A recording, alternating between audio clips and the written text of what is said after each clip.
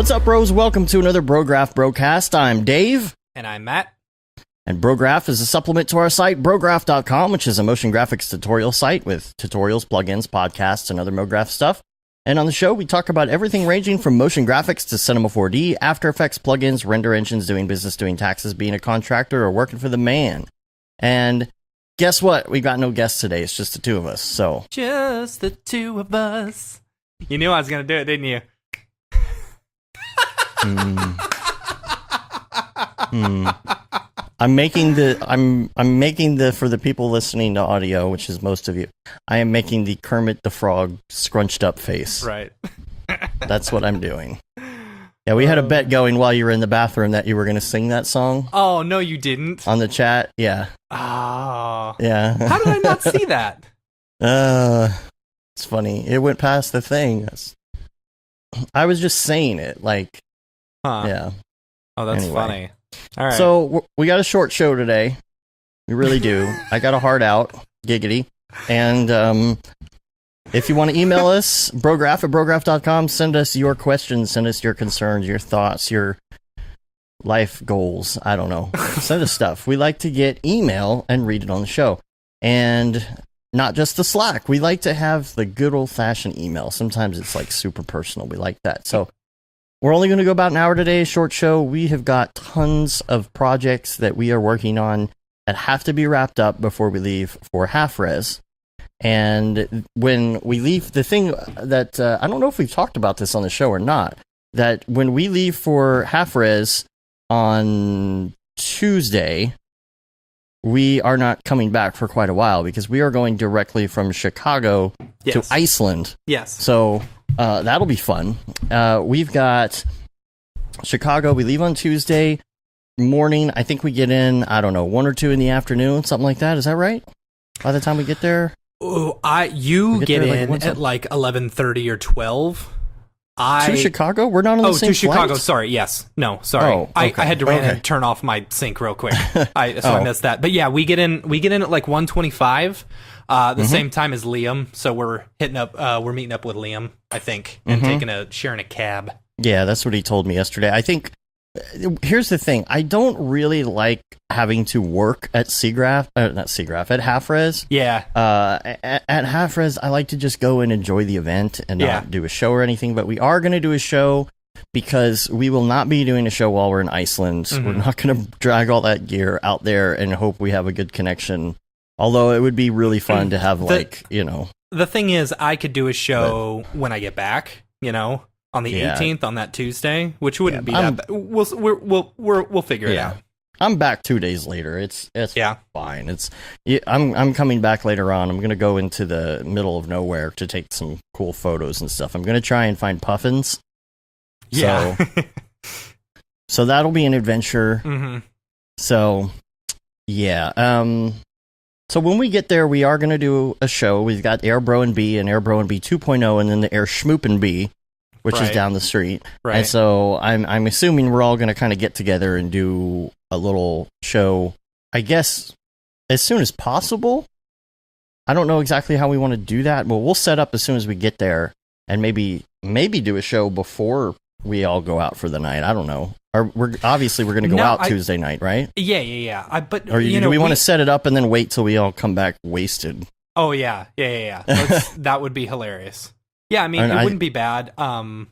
It wouldn't be bad to just like set it up and then go and have some fun, Yeah, and then come back.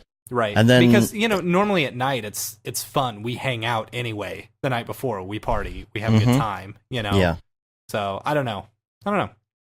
Yeah. One of our friends from Chicago is going to be there. He might stop by. Who's that? So John Druin. Oh, nice. Yeah. So very nice. We're gonna keep a short show. We're gonna talk about what's coming up. Half res, obviously. R20 drops. A little birdie told us it drops today and tomorrow, kind of starting to roll out. No, it started yesterday for the UK. It started yesterday. For the UK. Okay. America is or the US. So for the people who count. I'm just kidding. Yeah, that's today. I know a couple of people have already gotten their licenses, so that's exciting. Nice. But if you're not on the what is it, the MSA or whatever, and you want to give it a try, the demo is out for you to try. So for those of you who don't have it or are still on like R16. Oh yeah. You know. So there's that. We talked about the podcast. A couple other random things. I got a link from Raid Zero this morning. Oh yeah. And it is a Mashable article because there is a company that makes lenses for glasses for doing AR. Oh, really? And apparently doing it's like AR? really AR. Oh, okay. So like really, really good AR, because the problem that I heard with people that went to SIGGRAPH is they finally got to try some of these AR glasses, and the problem is the color is terrible. Oh, I'm sure. Or it only has like one color, or like the colors are very faded or whatever. So this particular company, well, yeah, because you're creating like video on a transparent surface, you know? Right. So that's the thing, right? Like right. doing that well. So when this company, I guess, was blowing up, making a really great colored version of these lenses at I want to say it was 8K per eye, so it's 16K that's cool.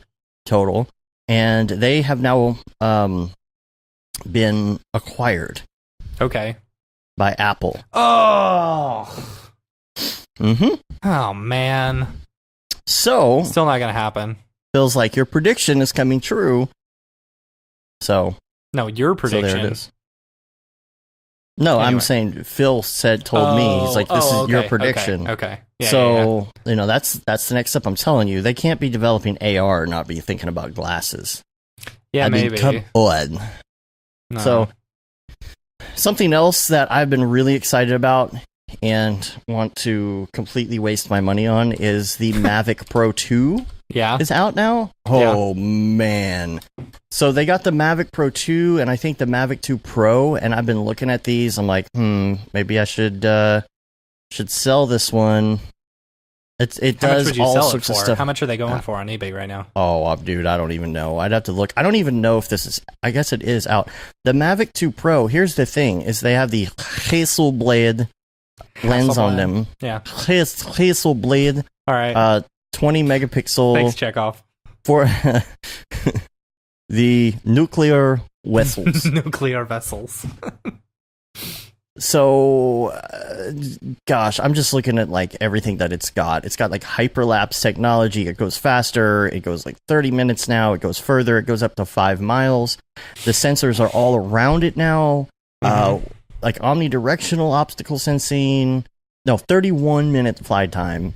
5-mile range, enhanced HDR video, 10-bit D-Log. Yeah, the other one, they released two. One of them has the Hasselblad, and one of them has like a zoom lens, right? Yeah. Yeah. And it also has this thing where, what do they call it? You know, the effect where you are zooming in while... Oh, the like a trombone shot is what we called it in college, but I think it's called a zooming dolly or something like that. Right. Yeah. It will do that because it knows how fast it's going and how fast the zoom is going, and it perfectly coordinates that to make these crazy looking shots. That's cool. So I'm just looking at all the new features and I'm like, oh man. Yeah, you don't need that. So you don't need $1,500, yo. Yeah, you don't need that. I could sell my old one. Okay. We'll see. Dolly zoom, yeah. Yeah. Or a vertigo shot. People call it the vertigo shot as well. Yeah, that'd be fun. People, I know you're listening and drooling over it too. You know you want one. He probably already has one. Yeah. He got an advanced copy. Yeah. So other random things from the week. The emoji icon set that Jeremy Cox did for Cinema 4D. Yes, good stuff. So apparently it's just one big sheet of, it's like a big TIFF file or something. So you can just do whatever icons you want. Yeah. So you it's like basically So it's he just one did big one of all sheet, emojis. and so he just put a whole bunch of emojis in there. Oh, now it makes as much sense to use as Maya. Ding! Where's the bell? Thank you. Did you hear what the eggplant emoji is? No. Extrude. Of course it is. Of course it is. Do they actually have meaning? Do all of them have meaning? Or some I of them doubt just, it. I don't think so. You just okay. I think they're all just there.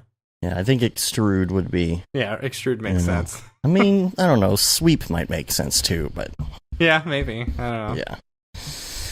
Oh, or make it. Never mind.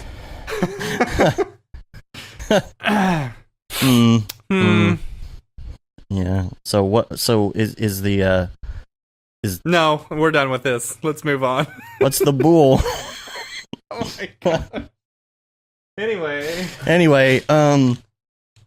So let's talk about Slack. Who is this Liam reprogramming the Slack bot to say funny stuff? What is going on? Like basically anytime someone says pretty good, he says I guess. And good, I guess. Anytime someone says hi Mark, the gif right. of him going, "Oh, hi Mark." And then there's other stuff, I don't know. Like people are messing around with it. It's funny. Yeah. So speaking of Slack and all that, have we closed the Slack? We were supposed to close the Slack. I don't think we've done that yet, but we're going to. We're going to. And this isn't a Gate and D Simone type situation. This is. Nope. You almost spit that on your microphone. I know, that's pretty good.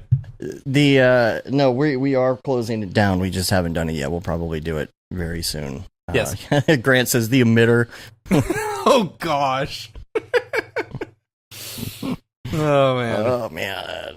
The emitter are the 3 drops that people put with the eggplant. Okay, so anyway. Liam did tell me yesterday too that after half res, starting on that Thursday, I believe we're gonna be back to Redshift Thursdays bi-weekly. Cool. And I've got this new computer set up. At some point, I will install Windows and get it up and running. Yeah, I have no idea how you do this. Like you're a pleasure delayer, No, I'm usually not. Second but I just don't got have time. all my stuff, I put it together. I didn't even have all the stuff that I needed. Like I had to go buy a copy of Windows and all this other stuff, and but I put it all together. I wanted it. Well, at first I didn't have time to put it together because I was trying to finish things to get out of town. Right. And now I'm trying to finish things to get out of town again. Yeah. And I'm so overwhelmed with work. Like, there's not even barely time to do this show, let alone set that up. But I want to set it up. Like, I want to spend a couple days. I want to get it all set up. I want to get all the live stuff set up so I can sit down. I want to be as close to being able to hit a button and start a live stream as possible. Yeah. Instead of just 10 computers with all these apps and things aren't working and Skype sucks. Skype sucks. I'm telling you, we sit here probably for 35 minutes every time we start a show fixing things that don't work. Yeah. And that's the main thing. I just want to sit down and do a show. That's it. I got my notes. I'm ready to go. I was ready to go at 10. Yeah. I'm sorry, at 11. No, at 10. Yeah, and we started the show at 11. Yeah. Just because of technical garbage. Yeah. Skype is the worst. Yeah. So everybody blame Microsoft. Yeah. So check out the Slack. Make sure you get signed up for that. While you're on our site, make sure you check out the tutorials, the plugins, the fantastic plugins, including Luminous, the Spotlight for Octane that you've been waiting for. And apparently you'll still have to wait for, because, from them, not from us. Not from us. You can get it from us now. See? Now. All right. So let's move on to... I was going to say, as far as the week goes, did we talk about the week? We didn't really talk about the week. I had a bunch of fun stuff happen this week. Because we've been working on more stuff for, more projection map stuff. And I've been getting to play around with X particles, and I did this really cool tutorial.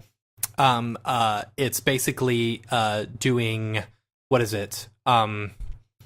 Crowd simulation stuff using X particles, which is pretty cool. And so I wanted to figure out how I could get a whole bunch of spiders to crawl over across a surface. So I created one spider and created an animation of it. And then threw X particles onto the floor or the plane in order to do a follow, and then they avoid each other and stuff like that. But then just made the spider the generator. It was cool. It actually worked really, really well. Anyway, that was fun. I've been working with a bat. That was fun. Yeah, dude, that bat yesterday. Is crazy. And then there's another cool plugin that I found that's free. Or you can throw some cash at the creator. It's a spiderweb generator. So basically, it's got this spherical fall off or something, and then you drop down like 3 things or 2 things or 4 things or however many things that you want it to like, go between, and it'll automatically create like this spirally, spider web and stuff. It's super cool. Mm-hmm. So I'll throw that in the notes. I'm looking here on the Slack channel right now. There's more talk about like when your copy of R20 is coming and all that kind of stuff. So Maxon Rick is in there talking right now. So if you have any questions, I'm sure he'll be happy to answer that. That's why you didn't do a Slack bat is so signal, awesome. by the way. Oh, I did not do a bat signal. I'm doing it right Here now. You go. Oh, I'm doing it. Yeah. Make sure you @channel. I did. Okay, cool. I @channeled. @channeled. All right. Cool. Let's see. Let's move on to Ravcock. What's your flavor? What's your flavor? And let's talk about the video cards we were talking about last week. Which one's the 2080s? The 2080s. So the thing about the 2080s is we were curious whether or not they were going to be much faster than like getting a bunch of 1080s or what. Should you get one? Should you not get one? Whatever. But so there's an article that came out, and I guess these are leaked benchmarks. Yeah, well, I don't know. Okay, so I saw this, and one thing you have to keep in mind with this is the software is not put together or not, ready for the actual cards you're using. While things will probably be faster, it's not. Well, once it's optimized. It's not, optimized. For it. That's the word I'm looking for. It's not optimized specifically for those cards, so it may get faster. But the speed, like I was actually a little disappointed by the speed, stuff. It was only like 30% faster. 35% faster. That's pretty good though. Yeah, but still, like they were touting, 5 to 8 times faster. Yeah, but was that overall, or was that just certain aspects? I don't know. I think that was overall. Like, it's going to be so hard to tell, and then there's the whole factor of like, Octane is not made for RTX yet. What happens when like Octane 5 comes out? And then it's that's true. Completely just killing it. I think it's a good investment. How much are the cards again here? The 2080s. I think they're like 2080s, 1100 or something. See, that's what I'll probably MSRP do is just buy like one of those. 1,000, I think. I'll probably just buy one to start. See, I think we need to go Quattro. That's me. Yeah? Yeah, I was talking to Barton the other day, and he was saying that he's actually holding off on buying any more cards, specifically because he wants to see what's going to go on with it. Right. Which is understandable, because he had me sold on like a Volta. Yeah. Before all this happened. So now I'm like, I don't know what to do still, but I'm really leaning toward the 2080 Ti right now. And my only thing was, like we talked about last week, the fans. Yeah. Well, I think someone posted in the Octane Slack it was a Turbo RTX 20 Ti that's just got the single blower, that blows out. So it's gonna. Are you talking about the iChill RTX? I don't know. This one is an Asus. It's an Asus RTX 1080 Ti or 2080 Ti. And so it has the single blower that blows out the back of it or whatever. Yeah. So. Yeah, the one I saw, and I'll post a link to this too, it was in the Octane Facebook group.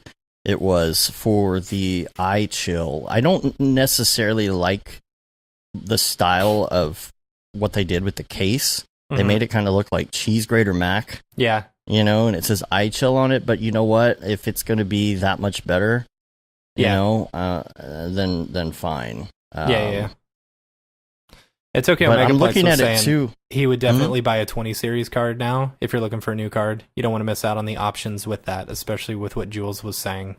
Plus, you can always add more 20s later. I'm just looking at it too, wondering how many slots it's going to take. Hopefully, it doesn't take more. I think it's only than 2. I think it's 2. I think it's a standard graphic size. Because some of these I'm looking, they look like they might even be 3 or 4 slots, like these big chunky cards. It's like, what am I supposed to do with this? What if I want more than one card?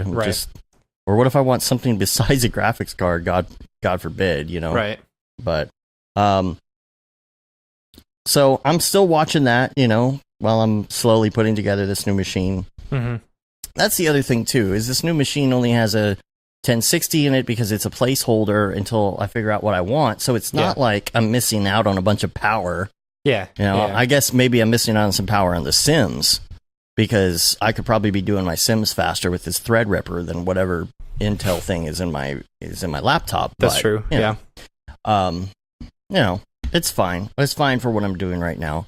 But I do hate the fact that I'm going all over the place all the time, and I'm having to take all these computers with me and set them up and tear them down and carry a keyboard with me and all of that. And I'm just like, okay, I need to be able to sit down and work here and have a laptop for whatever and do a stream on a moment's notice.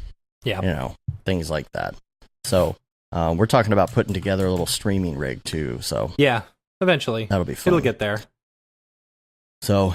Let's see. Tilt OSL lens. This is pretty cool. I saw this yesterday. This is an Otoy forum. Somebody made using. This is what's great about OSL. Yeah. Somebody made a tilt shift lens using OSL. That's cool. Which is awesome. And I'll post a link to that in the show notes. That'd be fun to play with. We've been using Octane 4 for our new projects just to see I know if it works. Don't. But you know what? Yeah, I mean, what we're doing is not that big of a deal. Like, if we had to revert back to an older version, it wouldn't be the end of the world. It wouldn't really screw us up. And so we're kind of going into this with the understanding that it might not work. Something might not work. But so far, it's working. So. Yeah. And I've only had like one or two crashes, and it's the same type of crash stuff that normally happens. Yeah, that normally happens whenever you move too fast, and it can't catch up. Like when you're, erasing, I think I hit send to like send the scene, and then I hit it again too quickly or something, and that gave me a crash. Do that. I know, right? It's the normal stuff that you try not to do with Octane. I think. I think that Ahmed, it would be really great if he could just let that send scene gray out. Whenever it's calculating until it's done calculating. It doesn't seem like that would be that hard to do, but I don't know. Yeah, see, Benjamin Allison saying Octane 4 is crashing most times I try to render out an animation. See, we haven't gotten any. Oh, pretty big CAD files. Yeah, I can see that. It might be, in the geometry. More geometry always seems to be more likely to crash when you're doing stuff. But Here's the one thing though that I wish was not the case. I love the denoiser. I think it's super cool. I like being able to just throw 50 samples at it and render out something that kind of looks smooth. But I wish you didn't have to render out that extra pass. I wish you could say only use the denoise one. Because the amount of time that it takes to denoise it, you're losing time. I could have just rendered an extra 100 samples or so, and then it looked all right. You know what I'm saying?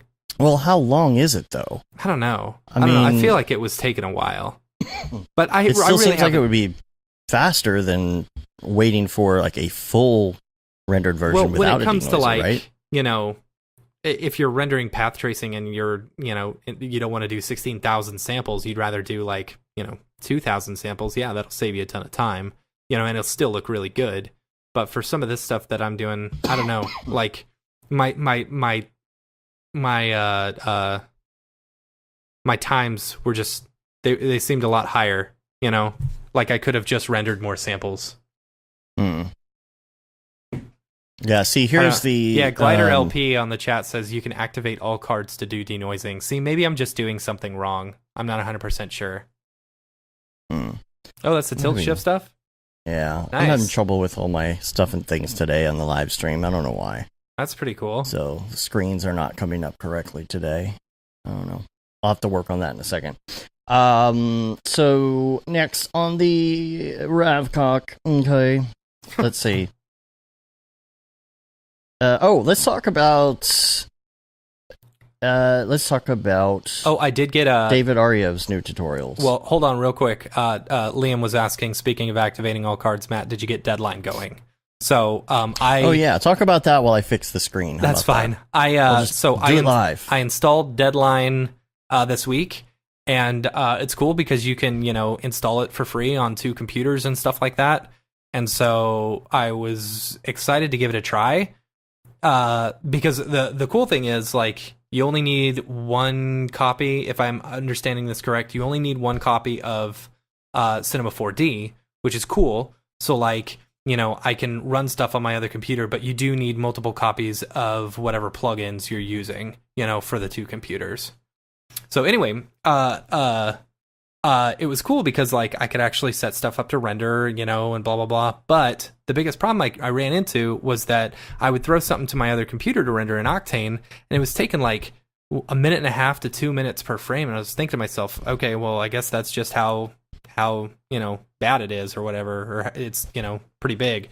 Then I start rendering it on my local machine and it took like 6 seconds per frame. So I don't know.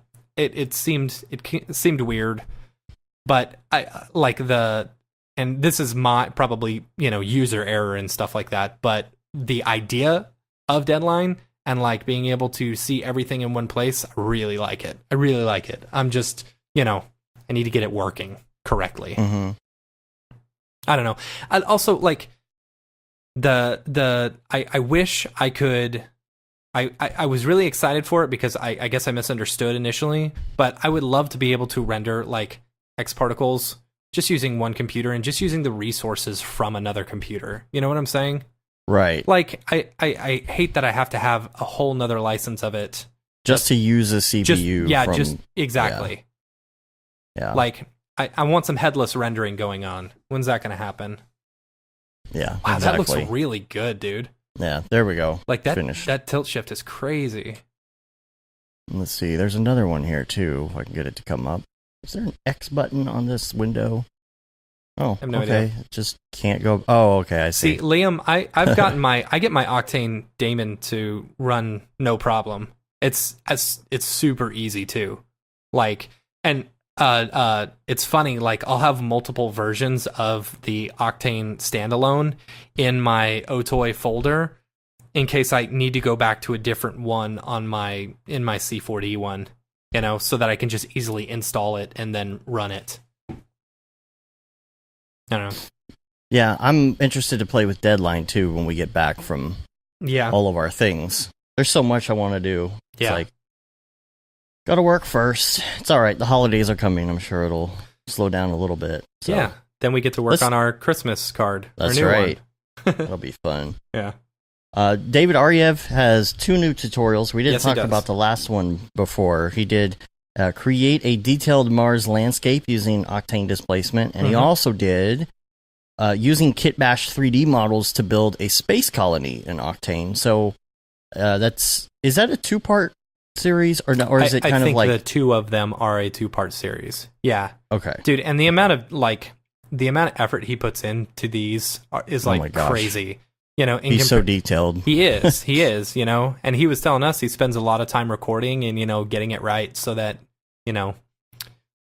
you all can benefit from it. I think at some point he told me something. He's like, oh, I spent 10 hours recording this. And then I'm like, dude, like he preps so hard. He's a prepper. So the other thing, there's another one too. There's a Forester Cinema 4D and Redshift tutorial by Aaron Sorensen, VFX Central. That he put out a couple weeks ago as well. So, and David did give us a shout out he gave me kind of a shout out at the beginning of the Kitbash one because he said, "I hope you like it." That's funny. He tagged me in it too. He was like, "That's just for you." That's funny. Oh, he's so sweet. I can't wait to see David. I know, dude. We haven't seen him in a while. I know, and EJ's not going to be there, and I'm sad about that. Yeah, I know. Freaking EJ. He's too big for us now. Yeah, bumping elbows with the Facebookers and all that stuff, He's got that school emotion money now. Doesn't have to hang out with us poor folk anymore. You are too poor. You are too poor.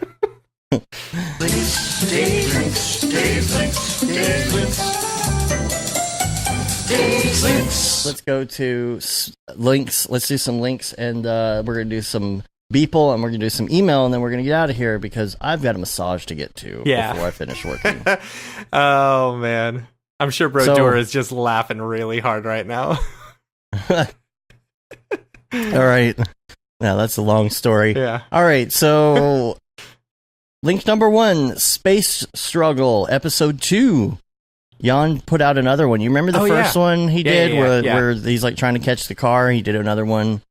So that was posted maybe a week ago or so. So check that out in the show notes. Also, there's a link to Fusion 9, what Fusion 9 can do. Cool. I wanted to post this last week. We didn't really get to talk about Fusion with Brandon last week that much, but yeah, it can we do did some talk a lot really crazy about stuff with Brandon. Oh, though. man, a lot. I like that guy.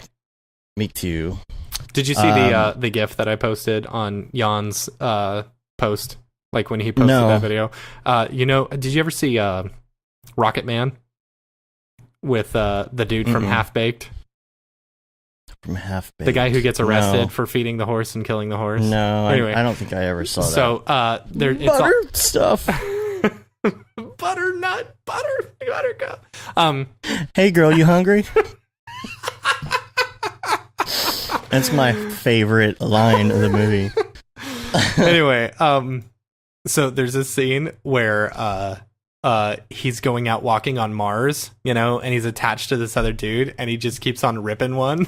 his suit keeps on getting bigger and bigger and bigger until he's finally filled with farts, and he's just walking around. I don't know, I thought it was funny. So that's basically what the new video is. Yeah. Minus the farts. What is the Metro Exodus real-time ray tracing RTX. Let me open this up because I had this. It's one of those things. I had this link last week, and it's like I don't remember what this is now. So I just copied and pasted all my links from last week that we didn't get to into the links from this week. So if it will load, if my stupid Skype won't slow down everything in the universe, you can see the difference between. I didn't hear what you said. Yeah, Skype is the worst. You didn't hear what I said? No. See, it was Skype. That's Skype strikes again. Yep. Basically, it goes back and forth between RTX on and RTX off, not in a meme type way, but in an actual real way, and shows you the difference. So you can check that out and see what it looks like. And there's also this video. Somebody did a really good job on this, and I think Tokyo Megaplex posted it a couple weeks ago. It's called Shrek's Day Off. Oh my gosh, it is so good. Funny. It is so good. Okay, so here's the funny thing, like about these silly little videos like this. Like for example, if you look at going to the store, or going out for sushi, or late for the David Lewandowski blobby people stuff. Like it's silly, but it's done so well, right? Right. This is exactly what I was thinking with Shrek's Day Off. Like I showed Amy, my wife, this, and I was like, my wife. There you go. I showed her, I said, look at this. This is so good. And like, she's like, I can't watch this. This is so dumb. I'm like, but it's such good quality. Like for what it is. Yeah, it's such exactly. Good quality. Somebody spent a lot of time on that, Yeah. Oh crap, what was I going to say? Oh, no, we have a question in the chat room actually about where to send an IT guy so he can research getting NVIDIA GPU working on the iMac Pro. Now, I thought that the new version of their OS was going to support it natively. Did that version come out yet or no? I don't know. Andy, you're in the chat. Tell us more about the iMac Pro. We have a resource somewhere on our site. I think if you just go to our search and you type eGPU, there's like a forum somewhere that digs really far into getting your eGPU working with a Mac. Yeah. And I've sent like 2 or 3 people to this, and they've all come back and said, yeah, that worked. Okay. So cool. I really haven't done it myself, but everybody has said that article or that forum post really works well. So check that out. Also, there's a link to this VR arcade that somebody's doing, and I'm really digging this. It's like a new aged arcade, with like interactive games and VR stuff. Yeah. And I don't know. I just thought it was a great idea. It's something that I've been thinking about, not doing that exact thing, but been kind of pushing around this idea of building like this place where you can go do these experiences, and something that I think it's like, if I had a bunch of money and things are going well, I'm close to saving money for retirement and such, I might open a place like this. It sounds like it's something I would really enjoy, like something I would enjoy building and putting together, and just a new venture. Did you but see this guy's doing that? Did you see Chris Schmidt's tweet the other day about half res? Ooh. So no, I couldn't get it to load. My Twitter was being stupid, and I was trying to click on it because I saw you responded to it. Yeah, I've been so like, I've been trying to go less official, and I've been doing my own Skype or my own Twitter. I've just been doing the Matt Milstead Twitter, because if I'm going to start complaining, I want to complain under myself instead of the Brograph name. Right. But Chris posted this. It looks like a pinball machine, but like one that he made himself, talking about half res. So I am very interested to see if he's trying to up last year's, like, okay, for those who didn't go last year, I don't know if he thought it was like super cool or like if he didn't like the fact that like what they were trying to do, because I know they had some technical hiccups, but what they did was really fun with the whole like everyone grab your phone and like try and press the button multiple times. Like it was interactive and it was fun, and I'm curious if they're trying to up the ante with that, like with this. I mean, that's just in my brain, but it just looks like a virtual pinball machine to me. It does, but maybe it uses like C40 MoGraph stuff in order to like actually run it. Oh my gosh, that would be crazy awesome. And then like the grip tools plug in with right. the interface stuff. And I wonder if he's going to have like a contest, like whoever gets the highest score, like they do at the pinball party. Mm-hmm. Oh, that would be so rad. That'd be fun, and it could be like MoGraph themed or something. Yeah, that'd be cool. I don't know. I'm interested to see it. Of Nick's head in the middle rotating or something. Yeah. Should be fun. Gosh, nobody's going to get a turn on this. Like, everybody's going to line up. I know. There's no way. If that's what he's doing. That's what it looks like. I don't know. It sure looks like it. I like how the energy saver tag is still on the TV right here. Yeah. Oh, that looks so cool, though. It looks cool. It looks cool. There's a link that you sent me the other week, insomniate.com. I guess this is some sort of thing to keep your computer awake. Oh yeah, so like a lot of people were complaining on the Slack about like coming into the office and then like the computer just decided to go to sleep for some reason and the render didn't get done. So someone pointed out Insomniate. What is it again? It's Insomniate. Insomniate. Yeah, check out the notes for that link. It basically keeps your computer up and awake. So, and I came up with a hardware solution for that, which is this little USB dongle thing called the Wiggler. Yeah. And all it does is it just is outputting a very slight mouse movement, and you just plug it into USB, and that's what it does. So yeah. So that's kind of the same thing, because that sucks when your computer goes to sleep and you are like, no, I told you not to go to sleep. I told you not to do energy savers. Oh, it's asleep. Yeah. Just Windows does what it wants. You turn off all the updates. Oh, time to update then. Yep. Stupid piece of garbage. Yep. Hey, real quick, I want to give a shout out to one of our listeners, Paul Robinson. He's started this new podcast for independent filmmakers. If you guys get a chance, you should watch it. It's Paul Robinson and his wife, Sashia Dumont. I think I said that correctly. Called the Go Gorilla Podcast. It's all about guerrilla filmmaking and stuff like that. It's really good. I've really enjoyed it, and it's cool. Like, they're only in their 11th episode, but they've gotten some pretty good guests on, and it's cool, like, hearing them talk about, actually making short films and stuff like that. So go check that out. I saw the short film. He was like OG Brograph follower. Like, he's the one who came up with the Brocast name. So. Oh, really? I didn't know that. Yeah. That's funny. Well, you want to do some Beeple's People? Let's do it. All right. Beeple's People, where'd you get that Grebo? Beeple's People, what's up with that guy? People, Get out your Beeple viewer of choice, everybody. We're going to go to August 28th, year of our Lord 2018. Hey, that fits our story pretty well. It sure does. Routine maintenance. I do like that we officially have it on record that these big things are actually robots, instead of people, like big people, Yeah, they are robots indeed. They just have muscles, but it's like organic muscles over machinery. It's Westworld, basically. Right. And so the question then is, are these big people machines with regular Beeple's people, or is this a human-sized machine person with little Beeple's people? Those are regular-sized people with a giant people head. Yeah. Okay. They are you sure? I don't know. Why, are you going to prove me wrong now? No, I don't know. I'm just asking. I mean, Yeah, I'm pretty sure. Figure this out. You've got like the giant animals and stuff like that. And, this is the production. This is where they, fix everything. So maybe the giant animals are robots as well. You know what I'm saying? Because perhaps, if you look at it, he's got muscle fibers and stuff like that, so he must have organic tissue. He or she, I don't know who it is. You can't tell. Z.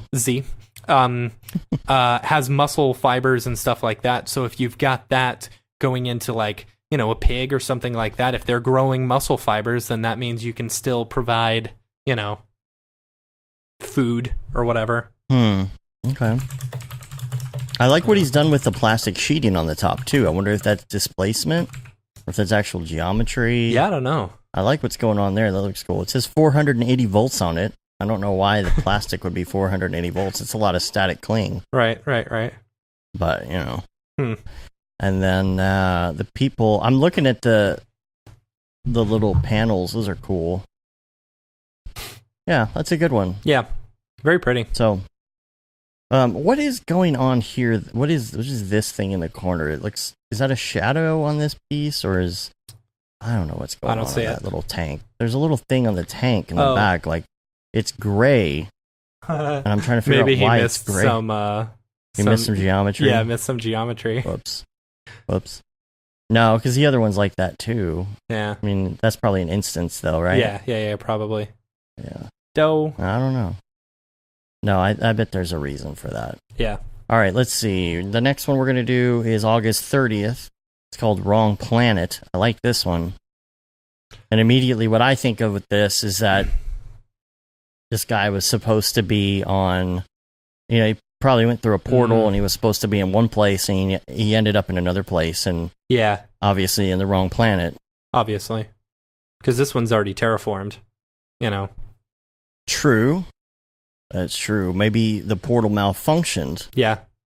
Maybe it malfunctioned at some point and he had just eject into the nearest one he could.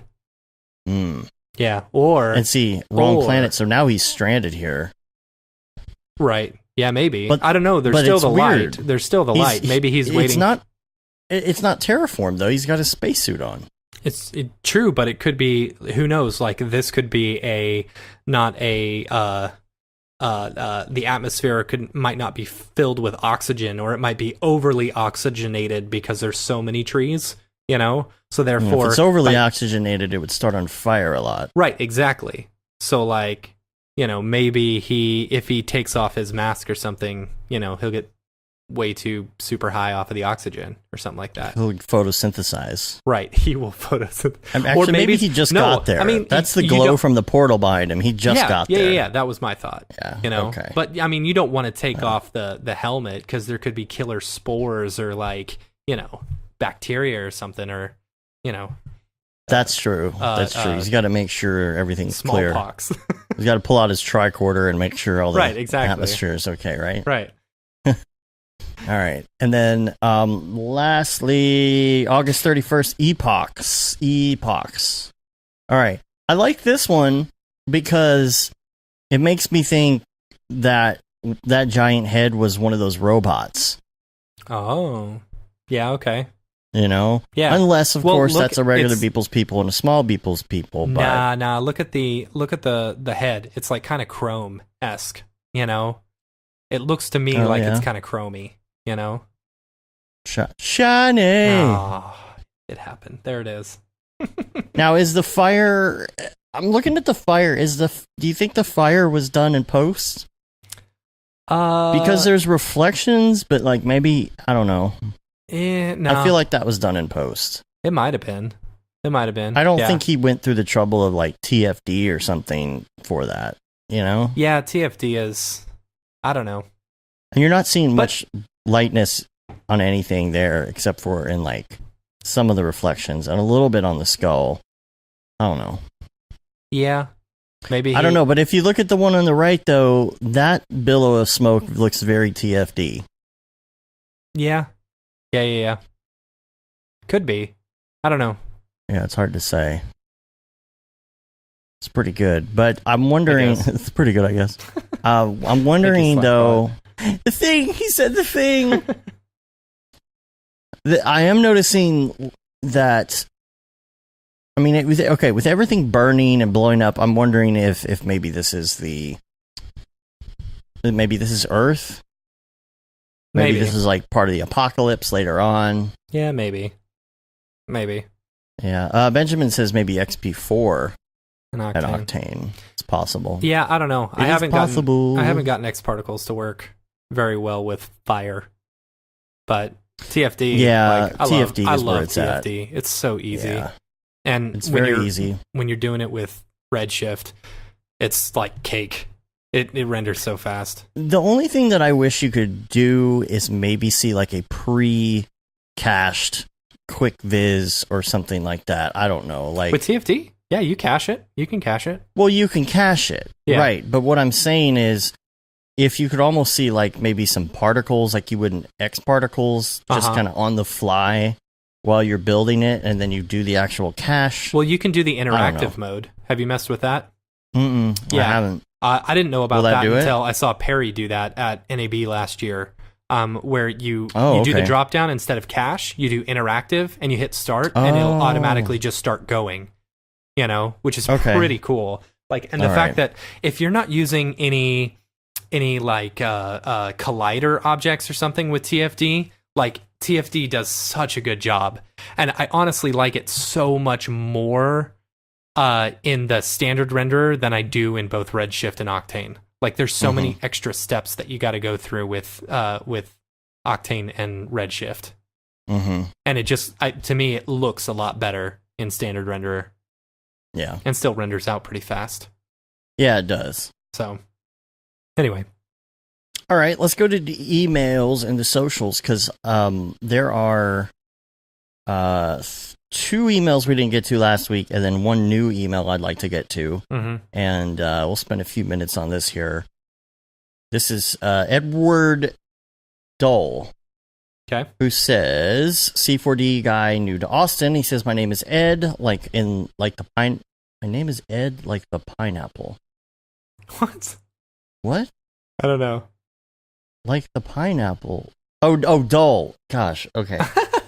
Woo! My name is Ed, like the pineapple Dole. D-O-L-E, no relation. I'm a C4D artist and film... Okay. Yeah. I'm a C4D artist and film guy. I've been a compositing nerd since Shake was around. Me too. Yep. And picked up C4D about 5 years ago. I love fluids and particles. I'm so excited about the new volume mesher and fields and the new C4D. I've had a few simple projection mapping projects, and those are great fun. I haven't been having the best luck here in Austin on job boards looking for some Brograph work. I also think that my quotes are coming off from Las Vegas and LA. Do you guys have any suggestions of companies here in Austin? Maybe some advice on pricing on Texas. And here's a link to my demo reel. We'll put that in the show notes. Any advice would be awesome. You guys rock. Keep up the good work. Texas pricing sure is different than California and Vegas pricing. That's for sure. Brian Beam was talking about this on the Monday meeting this morning about how the Austin, there's not a lot of meetups and stuff like that down in Austin. So I can imagine that it's very hard to find local work at least. But what I would recommend is doing the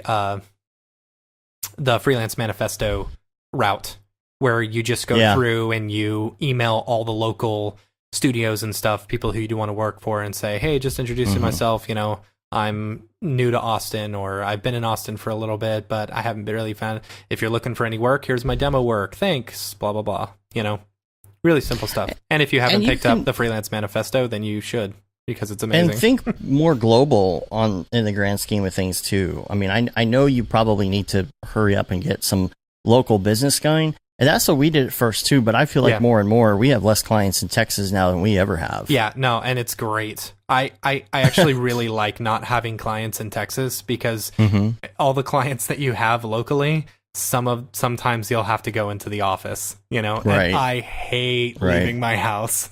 Yeah. No, it's just like this morning, and Dallas is really big too, right? So where I'm at, I've got like a 45-minute drive to go see a client this afternoon. Yeah. So that he can show me something in person on this piece of hardware so that I can finish animating it. Yeah. But it's like, do we really have to do that? It's like, if it were somebody in California, they would be like, yeah, we can Skype and we'd probably be fine. But now I've got like an hour and a half worth of driving today to do for that. And it's like, yeah, I kind of like having clients outside of Texas, Yeah. But, I would definitely think outside the bun as far as Austin is concerned. Like you could definitely go worldwide, Yeah, you really can. I mean, there's nothing stopping it now, But here's the best part about that is that you can do Texas pricing for your cost of living anywhere. Yeah. And you're in an advantage because cost of living is so low here. Or you could go high if you wanted. Yeah. Once you get to that point, But like, if you're just starting out there and your cost of living is to where you can maybe keep your prices at a certain rate and beat out like LA and Nevada, I mean, it's going to be like people are going to be quoting 2, 3, 4 times the price because of their cost of living. Yeah, and so in the reverse, don't of undercut yourself. Yeah, don't undercut yourself, and don't undercut the rest of the community. No, be fair to yourself I'm just and be fair to everyone else. What I'm saying is you don't have to just completely inflate your prices, like LA. Right. You could come in, even if it's a little bit under, you could come in a little bit under, and everybody's like, oh, look at that. He's like $100 cheaper per day than any of these LA people. So, you could end up getting a whole bunch of gigs from that. If you get 10 gigs over those other people, then, that's 10 more gigs you've got, and your cost of living is probably half in Texas. So go that route. I don't know. Yeah. Or at least think, Dallas, San Antonio, Houston. Yeah. I'm sure there's production companies in those cities, at least. Yeah. If not other little cities around. I think there's a website, Zach Corzine mentioned it, called Working Not Working. You should check that out as well. I got on it, and I just didn't have time to fill out all the information. But if you're a freelancer, you could check that out. That is a good option. You can also check out Thumbtack. And you may or may not have good success with that. I know a lot of print people have better success. Thumbtack. I would not recommend it, just because you have to pay money just to, bid on something. Like, why are you so blurry, dog? I know. I was looking at the stream. I was like, oh boy, that's a big delay. Maybe it was my allergies. No. There we go. All right. And then we got one from Liam. This is about the RTX stuff. Info on the Redshift devs on 3.0 and RTX. First off, Redshift 3.0 will not be removing support for older generation GPUs, except for maybe the now ancient Fermi generation of GPUs. Yeah, that's the 500 series. The 500s. Yeah. Which is understandable at this point. Totally. Regarding trace depths, we intend to pump up the ray bounce depth reflection GI refraction to 63, plus introduce a new trace depth for transparency with max trace depth of 255. Very important for things like hair and alpha cutouts. A new volume trace depth is also on the cards for multiple scattering, although we haven't decided what sensible depth that should be for performance sake. Now, regarding the new RTX cards, they are faster than the 1080 Ti, but not quite as fast as the Titan V, but costing significantly less, which is important to note here. This is what we were talking about last week. And this is without utilizing the new RT cores. In order for us to take advantage of the new RT cores, we need to rip out our proprietary CUDA ray tracer and replace it with NVIDIA's OptiX ray tracer, or Optix ray tracer. This is no simple task, not least because we have to be careful to make sure all the production-ready features our customers expect from Redshift, such as out-of-core, are still possible and work to spec with the new tracer. So hopefully within the next month or so, we should be able to give you an update on this upgrade and let you know how performance looks, which is important to us. Mm-hmm. Finally, 3.0 will be faster regardless of RTX. We've changed some fundamental parts of the core tracing routines to give you a 10% to 150% speed up, with deep complex bounces getting the biggest win. We actually demonstrated the new tech at our booth. I recall some of the comments uttered were, wow. We should be rolling out an experimental 3.0 build with these initial improvements in the next month or so. So they're working with all the Kubernetes. All the Kubernetes. Finally, John Sanders sends in a question/comment. Mm-hmm. Which computer to get? Hello, I'm a motion designer and I started freelancing a year ago. I work in Cinema 4D and I'm wanting to up my game in Cinema 4D. Mm-hmm. It's also time for me to upgrade my computer. Okay. I'm looking into third-party renders, but currently on a Mac with C4D R20 coming out soon and maybe a new Mac Pro in the future. If I'm going to switch to PC, it's going to be now. What do you think about Pro Render? Doesn't look like it does hair renders. Does Pro Render not do hair? I have no idea. See, I wouldn't know because I don't use Pro Render. Right. Whoops. There's a few people who are super gung-ho about Pro Render, and I will say I have seen some beautiful images created with Pro Render, So it's not it's not a bad render engine. In my experience, though, it's been a little bit slower to fully clean up. But that could be with any other render. I don't claim to be an expert on it. Right. I would say like this new Mac Pro everybody's talking about, this rumored Mac Pro. It's not gonna be good. It's gonna take them like another year or two to get it out there, and then you're gonna wait years for something like that, and it's not gonna be what you think it is. Nope. It's just not. They're not. Apple is not pursuing any technology that any of us seem to be interested in anymore. That's actually gonna. I mean, yeah, you could still get Cinema 4D and work on a Mac. It's not like you can't do that. Mm-hmm. It's just that all this new technology and where everything's going, they just are not on board. So I'm going to be surprised. Maybe they'll surprise us with something, but it's going to be the status quo. It's going to be something that they're like, look how great this is. Right. It's the most amazing thing ever. And you're like, okay. It's just like the laptop that came out, and they're like, this is like going to be the most innovative thing ever. And it's like the touch bar. We put a touch bar in this, and we're like, okay. Kevin on the chat says Pro Render does do hair, but it bakes it to geometry. So okay. But G-Rant said, have you seen any postings saying they use Pro Render or that Pro Render use is required? Yeah, that brings up a good point. Like, there's less people using it in production versus, some of the other third-party render engines, Yeah. So as far as building a new machine, I would say switch to PC. Yeah, go for PC. Get yourself a nice laptop that you like for your day-to-day that's a Mac, and then go get a PC for doing your stuff. Your interface is the same. Cinema 4D is the same. After Effects is the same. Photoshop is the same. Everything's the same except a garbage file explorer. So, it's pretty garbage. And but if that means you can load up your machine with all the Kubernetes, it's going to be way better and cheaper than any Mac Pro that's coming out. I don't think any Mac Pro is going to have NVIDIA. I have a hard time believing that they will ever put another NVIDIA card into a Mac Pro or allow, especially into a Mac Pro. I don't think they'll allow an NVIDIA card in there. I don't know. I said, proprietary modular Radeon garbage. Right. That is twice the price. Right.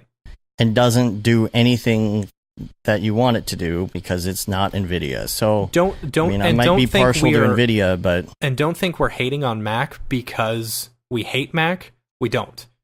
We both really enjoy Mac. And I'm an Apple fanboy. Yeah. But I just can't use it anymore. Yeah.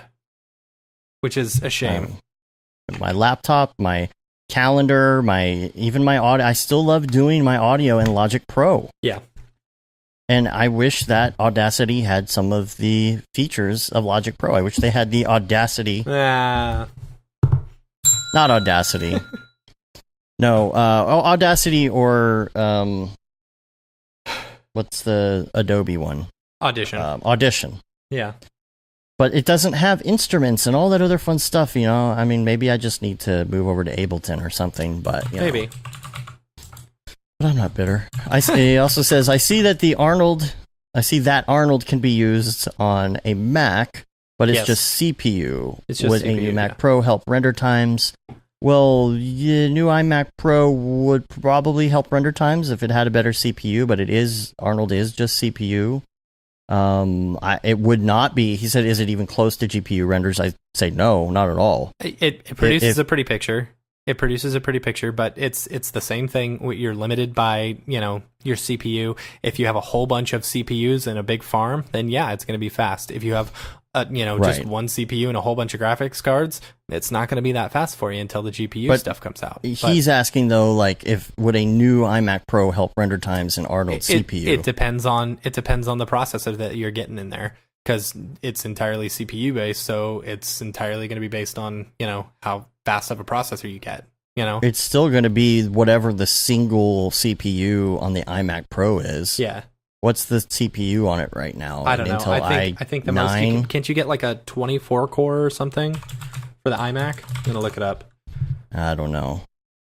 Even so, it just depends on what you were using before. But just that one computer. If you have that one computer, it's not going to be what you could get if you built a PC and you put 4 2080 Ti's in it. No way. Right. No way. And you know what? I bet it's going to be the same price. I bet you would spend $5,000 either way. Where's the iMac Pro? On one of those. That's stupid. You actually have to click on Mac first. You can't just... Yeah, anyway. All right, tech spec. He also said, I'm thinking of learning Redshift if I go PC. And see, if you were going GPU, you were coming from Arnold, an Arnold background with the nodes and everything. And Redshift has a lot more options than Octane does. Highest one is an 18 core for the iMac Pro. Let's see what the price is on it, though. Configure. Sorry, keep talking. So he says thanks and love the tutorials. That's it. So that's nice. And I got a heart out. Okay, cool. Okay, so if you're maxing this thing out, you're looking at $14,000. $14,000 for an iMac? Well, if you're maxing it out. That's with the 18 core 2.3 gigahertz processor, 128 gigs of RAM. If you bring that down to just 32, that brings it down, $2,400. That's what's so stupid. That's so ridiculous. You can't upgrade that yourself. Like, you have to buy it like that because it's soldered into the motherboard, I believe. You could build 3 of our Meeseeks machines for that price. Yeah, totally. That have 4 1080s in them a piece. That is insane. Yep. Yeah. Don't get an iMac Pro. Yeah. I'm just saying it. Don't get an iMac Pro and don't wait for a Mac Pro. Yeah. If you need a computer now, just get a PC. Just do it. Because it's not going to be useless to you once the Mac Pro comes out. If you decide you want it then, later. Save up for it. But if you need a computer now, get a PC. There's no... It's dumb to wait. Yeah. Man. I know, right? Gosh. All right, we're going to get out of here. We're going to see all of y'all live next week at Half Res. It's going to be so much fun. Yes. And we're going to see all our friends. Yes. We're going to have some drinky drinks. We're going to see all of our favorite people. So we love you all, and we're excited to see you. Let us know what's going on. I don't know what besides Half Res, I really don't know what the other plans are, what little get-togethers are going on. So we're just going to play it by ear and check Twitter and show up to things, I guess.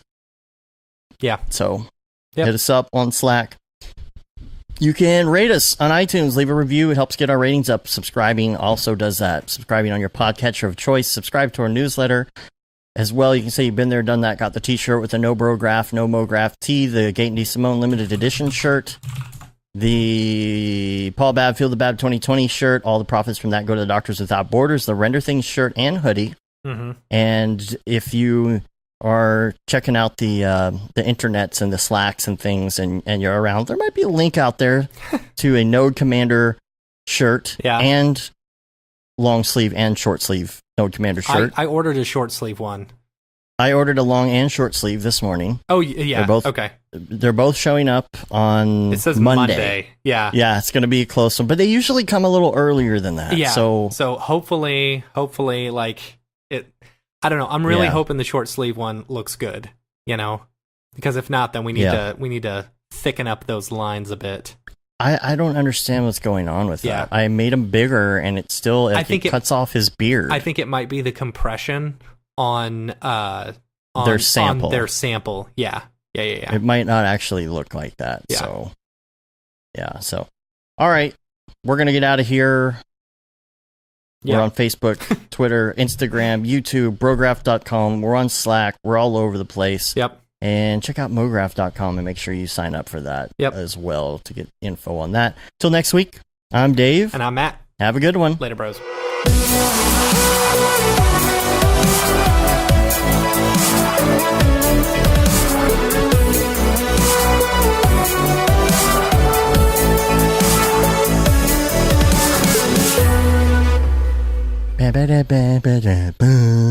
It's pretty good, I guess. Brograph.com, an online resource for learning Cinema 4D, After Effects, and other motion graphics tools, specifically catered to help you prevail as a motion graphic designer. What's up, bros? Welcome to another Brograph motion graphics tutorial. With tutorials, plugins, and now a podcast with tens of thousands of listeners worldwide. Yeah, it's a great community to be part of. We give you professional time-saving tips, industry news, interviews, shortcuts, and lessons that help keep you current in the world of motion design.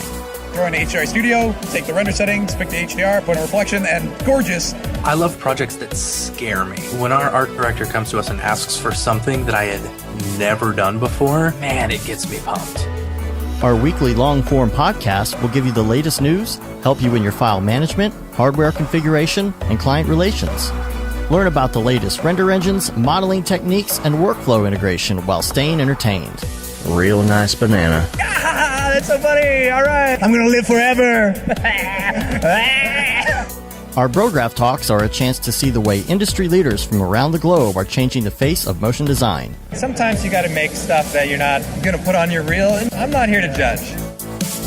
The podcast and talks include people like Beeple, Barton Damer, Nick Campbell, Andrew Kramer, David Ariev, Chad Ashley, Paul Babb, EJ Hassenfrost, Mitch Myers, Chris Schmidt, Jules Urbach, Cornelius Dammert, David Brodeur, Andy Needham, Caitlin Kaju, Zubair Parker, Noseman, Ryan Bean, Casey Hupke, Nick Lyons, Sage, Joey Korenman, Jeremy Cox, Rick Barrett, John Dickinson, Matthias Omatola, Patrick Goski, Brandon Clements, Steve Teeple, Tom Glimpse, Patrick Lundstrom, Julia Simone, Devin Coe, Al Heck, and even Deadmau5. You get that render done. Yeah, you better frame what? Our Brograph breakdowns go behind the projects and give you an insight on what it's like to manage and maintain your own personal business or work for a large company. Join us for live sessions, check out our useful plugins, watch time-lapse projects, interact with us, and send us email questions and topic ideas. Or just hit the Rando Render button and do an imaginative daily that'll keep you on your toes. Take all your dreams and let's do it! Subscribe today and get automatic updates on the latest tutorials, tricks, tips, and inspiration brought to you by industry professionals Dave Koss and Matt Milstead. We don't care how you get here, folks. Just get here. Subscribe now to Brograph Tutorials.